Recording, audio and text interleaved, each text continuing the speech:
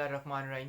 अस्सलाम वालेकुम। 10th class online computer lecture के अंदर तमाम तर स्टूडेंट्स को सुल्तान ट्यूटर की तरफ से वेलकम। कल हम लोगों ने जी डब्ल्यू बेसिक के बारे में स्टडी किया था कि जी डब्ल्यू बेसिक का स्ट्रक्चर किस तरीके का होना चाहिए और किस तरीके से हम लोगों ने जी डब्ल्यू बेसिक के अंदर अपना प्रोग्राम बनाना है। तो आज नेक्स्ट जो टॉपिक है वो हम लोग पढ़ते हैं रिजर्व्ड वर्ड्स के बारे में, या रिजर्व वर्ड्स का जो दूसरा नाम होता है वो होता है कीवर्ड्स। ये दोनों एक ही टर्म्स हैं। ये होते क्या हैं, आज हम ज़रा इसको स्टडी करते हैं। तो रिजर्व वर्ड्स, रिजर्व की अगर बात की जाए तो रिजर्व्ड का मतलब होता है जो किसी के लिए ख़ास तौर पे मुंतखब की गई है और वही इंसान या वही शख्स या वही चीज़ उसको इस्तेमाल कर सकता है, उसके अलावा कोई भी उसको इस्तेमाल नहीं कर सकता। तो सेम इसी तरीके से जी डब्ल्यू बेसिक के अंदर भी ऐसे अल्फाज जिनका एक ख़ास मतलब है, यानी कि बेसिक ने पहले से ही उनका मतलब बता दिया है कि वो इस काम के लिए इस्तेमाल होंगे और किसी भी काम के लिए इस्तेमाल नहीं होंगे, वो क्या कहलाते हैं, रिजर्व्ड वर्ड्स। अब एग्जांपल मैं आपको इस तरीके से देता हूँ कि ग्लास और कप दोनों डिफरेंट काम के लिए इस्तेमाल होते हैं। ग्लास पानी पीने के लिए और कप जो है वो चाय वगैरह पीने के लिए इस्तेमाल होता है। मतलब ये है कि हम लोगों ने रिज़र्व कर दिया गया है कि जब भी बात आएगी पानी की तो हम लोगों ने उसके लिए ग्लास यूज़ करना, और जब भी बात आएगी चाय की तो हम लोगों ने उसके लिए कप यूज़ करना है। सेम इस तरीके से ऐसे लफ्ज़ जी डब्ल्यू बेसिक के अंदर जिनका पहले से ही जी डब्ल्यू बेसिक ने एक ख़ास काम रख दिया गया है और वो और किसी भी काम के लिए इस्तेमाल नहीं हो सकते, वो क्या कहलाते हैं, रिजर्व वर्ड्स या फिर कीवर्ड्स। इनको पहले से ही जी डब्ल्यू बेसिक ने काम पे लगाया होता है कि आपने ये काम करना है। हर एक वर्ड का अपना काम होता है और जब हम लोग इनको यूज़ करते हैं तो ये सिर्फ वही एक काम करते हैं, हमारा बताया हुआ कोई भी काम ये नहीं कर सकते हैं। तो बुक्स के ऊपर आप लोग आ जाएं पेज नंबर 17। उससे पहले आपका टॉपिक है करेक्टर सेट ऑफ बेसिक, ये आपके स्मार्ट सिलेबस के अंदर नहीं है। ये आगे जो टेबल उसने दिया है ये टेबल भी नहीं है।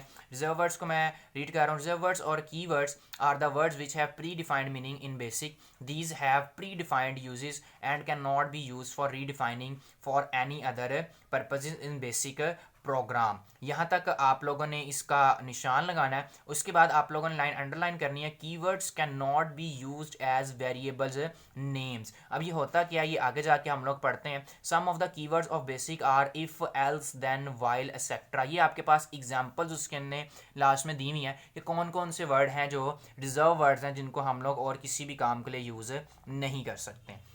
नेक्स्ट आगे टॉपिक की तरफ चलते हैं। तो वेरिएबल की बात हम लोग करते हैं। एक वेरिएबल क्या होता है, तो एक वेरिएबल बड़ी इंपॉर्टेंट चीज़ है। जब भी आप लोग प्रोग्रामिंग करते हैं या कंप्यूटर के ज़रिए आप लोग कोई भी काम करते हैं तो सबसे जो आपका ज़्यादातर काम रिलेटेड होता है वो किससे रिलेटेड होता है, वेरिएबल से। वेरिएबल की अगर बात करें तो वेरिएबल एक नाम होता है।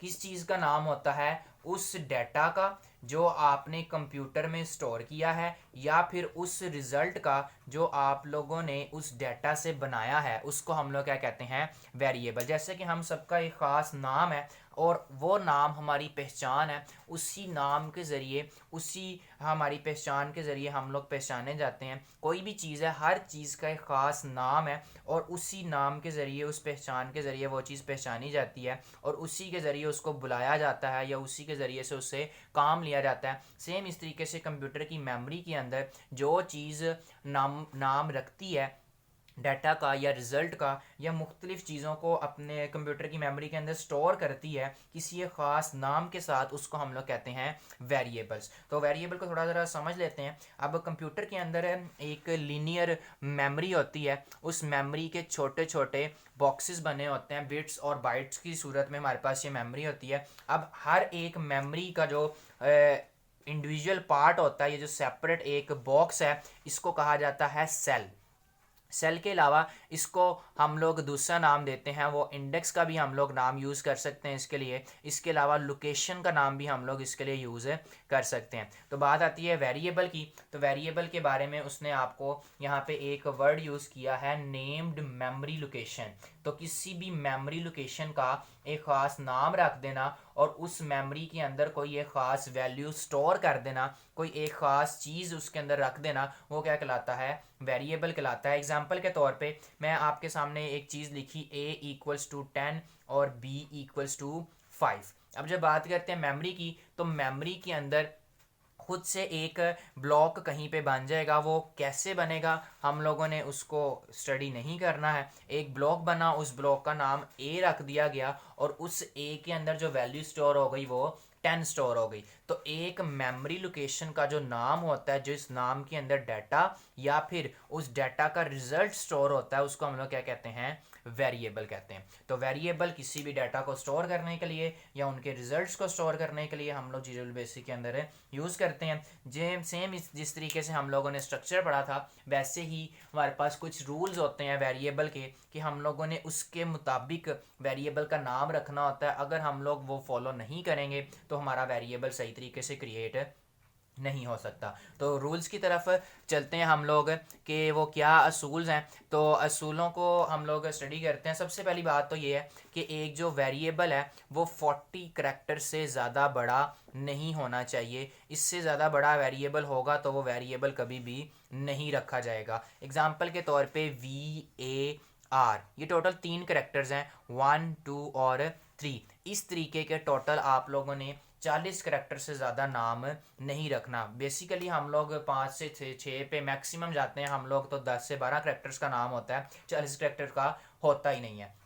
लेकिन फिर भी उसने यहाँ पे आपको बता दिया कि 40 से ज़्यादा करैक्टर्स का नाम वेरिएबल का कभी भी आप लोग नहीं रख सकते। अब यहाँ पे हम लोगों ने क्या करना है, वो हम लोगों ने ये करना है कि जो वेरिएबल है वो जिसकी वैल्यू स्टोर कर रहा है या जिसके लिए वो वैल्यू स्टोर कर रहा है उसी के नाम का एक वेरिएबल बना दिया जाए। जैसे कि एग्जांपल के तौर पे अगर उसके अंदर किसी चीज़ की विड्थ स्टोर हुई है तो हम लोग w के नाम का वेरिएबल बना देंगे। अगर उसके अंदर लेंथ स्टोर हुई है तो l के नाम का वेरिएबल बना दिया। अगर उसके अंदर रेडियस स्टोर है तो r के नाम का वेरिएबल बना दिया। नहीं तो पूरे पूरे जो वर्ड हैं विड्थ, लेंथ और रेडियस, आप लोग इस तरीके से भी लिख सकते हैं। अगर आप लोगों ने एरिया कैलकुलेट करना है, रिजल्ट निकालना है आप लोगों ने एरिया का, तो आप लोग AREA इस तरीके का आप लोग वेरिएबल बना सकते हो। कुछ भी आप लोग नाम, जिस चीज़ की वैल्यू या जो चीज़, अब नाम मैंने आपको क्यों रखवाया है, वो इस वजह से रखवाया है ताकि उसकी ख़ास एक पहचान हो और आपको आगे जाके याद रहे कि अगर ये एरिया है तो इसके अंदर जो चीज़ स्टोर है वो क्या होगी, एक एरिया होगी। अगर ये लेंथ है तो इसके अंदर जो चीज़ स्टोर होगी वो क्या होगी, एक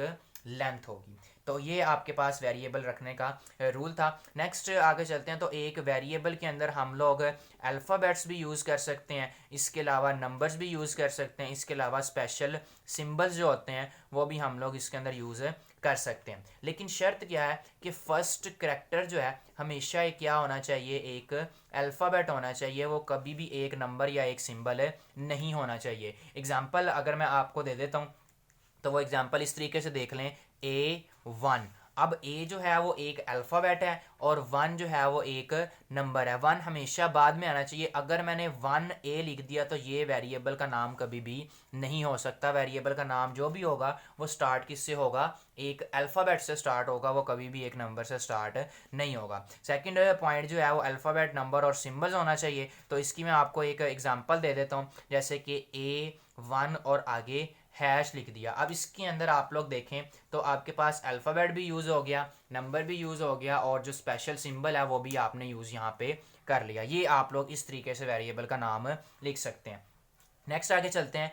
तो जो वेरिएबल के अंदर ब्लैंक स्पेसेस हैं, ब्लैंक स्पेसेस का मतलब खाली जगह, हम लोग जो कीबोर्ड के ऊपर सबसे बड़ी की हम लोगों को स्पेस की नज़र आती है, वो आप लोगों के पास वेरिएबल के नाम के अंदर अलाउड नहीं है। वो जब भी आप लोग लिखते हैं तो वो कंप्यूटर उसको अलग अलग समझ जाता है। जैसे कि एग्जांपल के तौर पे ABC स्पेस डाल के DEF लिख दिया। इस तरीके का वेरिएबल नेम कभी भी जीरो बेसिक एक्सेप्ट नहीं करेगा। वो कौन सा एक्सेप्ट करेगा, जिसके अंदर स्पेस नहीं होगी, जैसे कि ABCDEF इस तरीके का वेरिएबल होगा तो वो उसको एक्सेप्ट कर लेगा। नेक्स्ट आगे चलते हैं। तो जो रिज़र्व वर्ड्स हैं जो आज ही हम लोगों ने पढ़े, जिनका एक ख़ास काम होता है, रिज़र्व वर्ड्स को हम लोग कभी भी वेरिएबल के नाम के अंदर यूज़ नहीं कर सकते हैं, क्योंकि उनका ख़ास काम है, वो सिर्फ वही काम करेंगे, हमारा डाटा या हमारा रिज़ल्ट स्टोर नहीं करेंगे। तो उसके बाद लास्ट पॉइंट जो है इसके अंदर, वो उसने कहा कि लास्ट में आप लोग एक ख़ास टाइप डिक्लेरेशन करैक्टर लगाते हैं जो आपकी वेरिएबल की टाइप को बताता है कि आपके वेरिएबल के अंदर डाटा जो स्टोर होना है वो एक नंबर स्टोर होना है या फिर एक अल्फ़ाबेट स्टोर होना है। ये आपके पास क्या कहलाता है, type declaration character. Type declaration character के अंदर हम लोग नेक्स्ट लेक्चर के अंदर ज़रा डिटेल के अंदर उसको स्टडी करेंगे कि टाइप डिक्लेरेशन करैक्टर होता क्या है। तब तक के लिए आप लोगों ने ये वेरिएबल और वेरिएबल के कुछ रूल्स हैं, इनको आप लोगों ने देख लेना है। बुक्स के ऊपर अगर आप लोग आ जाएं तो variables are named memory location memory cells which are use to store programs input data and its computational result during the program execution. यहाँ तक आप लोगों ने करना है। उसके बाद rules for naming variable important long question है बोर्ड का, इसको आप लोगों ने अच्छे तरीके से रेडी कर लेना है। Each variable is that is use in BASIC program must have a name. The name of the variable is use for further references made to it. Again, the value of a variable is accessed by its name. In GW Basic, there are some rules for naming a variable. These are: in GW Basic, a variable name cannot be more than 40 characters long. The variable name may contain alphabets, both uppercase and lowercase, numbers and the decimal point. Again, the first character in the variable name must be an alphabet. Reserved words can't be used as variable name. Blank spaces are not allowed in variable name. However, the last character of the variable name may be a special type of type declaration character indicating the type of a variable. यहाँ तक आप लोगों ने इसको mark करना है, सारे rules करने हैं, इंपॉर्टेंट है, लॉन्ग क्वेश्चन में बोर्ड में आता है, तो इसको अच्छे तरीके से आप लोगों ने प्रिपेयर कर लेना है। इंशाल्लाह अब आप लोगों से कल मुलाकात होगी, तब तक अपना ख्याल रखिएगा। अल्लाह हाफिज़।